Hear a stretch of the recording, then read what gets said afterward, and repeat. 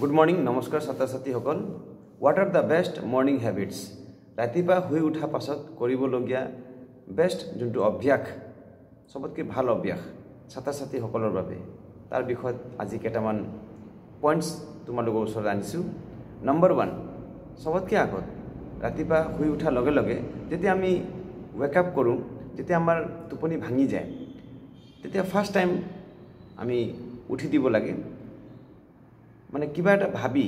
আমি ৰৈ থাকিব নালাগে বিছনাত পৰি থাকিব নালাগে this is the first thing we have to do প্ৰথমটো তোমালোকে হেতুৱে কৰিবা মানে টোপনি ভাঙি যোৱাৰ লগে লগে তোমালোকে বেডৰ পৰা নামি আহিবা ৰাইট তাৰ পিছত 2 নম্বৰ কাম কোনটো হ'ব 2 নম্বৰ কামটো হ'ব যে তোমালোকে নিজৰ যোনটো বেডশিট আৰু আঠুৱা বেডশিট পিলো এইবোৰ সকলো তোমালোকে মিলাবা মানে ঠিক কৰিবা ঠিকঠাক কৰাৰ পাছত তোমালোকে বিছনাপা মানে আতৰত গুছি যাবা তাৰ মানে এনেকৈ কৰি তোমালোকে নিজৰ সাবকনশিয়াস মাইন্ডত তোমালোকে কৈ আছে যে এতিয়া মোৰ ৰেষ্ট পিৰিয়ডটো ওভাৰ হ'ল মোৰ আৰাম কৰা সময়খিনি শেষ হ'ল এতিয়া মই কামত যাব লাগিব বা কাম কৰিবৰ কাৰণে সাজু হ'ব লাগিব ঠিক আছে নম্বৰ 3 তোমালোকে কি কৰিবা তোমালোকে উঠি অহা পাছত তোমালোকে টেপ ৱাটাৰত যাবা টিউবৱেলত যাবা তাৰপিছত অকমান পানী মুখত দিবা এনেকৈ কৰি হাতত পানী লৈ ঠাণ্ডা পানী মুখত মাৰিবা এনেকৈ মাৰিলে কি হয় যে যেতিয়া তোমালোকে মৰ্নিং আৱাৰ্ছত যেতিয়া তোমালোকে ফেছত এনেকৈ কৰি পানী দিয়া তেতিয়া তোমালোকে কি হয় তোমালোকে মাইণ্ড যোনটো মস্তিষ্ক হয় এইটো খুলি যায় ৱেক আপ কৰে তাৰ মানে যদি অলপ টোপনি আছে এই টোপনিটো ভাঙি যায় ৰাইট নম্বৰ 4 তোমালোকে উঠি অহাৰ লগে লগে তোমালোকে কি কৰিবা উঠি অহাৰ লগে লগে তোমালোকে ভগৱানক এবাৰ নমস্কাৰ কৰি তোমালোকে হাত জোৰ কৰি নিজৰ স্বাস্থ্য পাতিৰ কাৰণে নিজৰ তোমাৰ যোনটো যেনেকৈ তুমি লাইফ মানে তুমি পালা যোনটো জীৱন তুমি পালা সেইটো জীৱনৰ কাৰণে তোমালোকে এবাৰ কৃতজ্ঞতা জ্ঞাপন কৰিবা নিজৰ ভগৱানক ঈশ্বৰক আল্লাহ বুদ্ধ জেন যি আছে যিশু যাক তুমি মানতি কৰা তাক তুমি এবাৰ গ্ৰেটিটিউড কৰিবা মানে কৃতজ্ঞতা জ্ঞাপন কৰিবা এবাৰ ঠিক আছে এইটো বহুত খুব ধুনীয়া এটা হেবিট সদায় মৰ্নিঙত তোমালোকে সেইটো কৰিবা আৰু তাৰপিছত তোমালোকে পাৰা যদি তোমালোকে ভজন শুনিবা ৰাতিপুৱা ভাগত ভজন কীৰ্তন শুনাটো খুবেই ভাল ভগৱানৰ ঈশ্বৰৰ যিকোনো ভাল এটা ভজন বা কিবা এটা তেনেকুৱা ভাল কালমিং মিউজিক যোনটো কয় মানে একদম মেডিটেশ্যনৰ নিচিনা মানে কিবা এটা ধৰক মিউজিক বাজে ন বা ভজন এনেকুৱা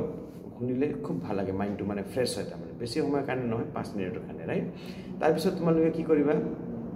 এতিয়া দিনটোত কি কৰিম তোমালোকৰ ছাত্ৰ-ছাত্ৰীসকলৰ কাম কি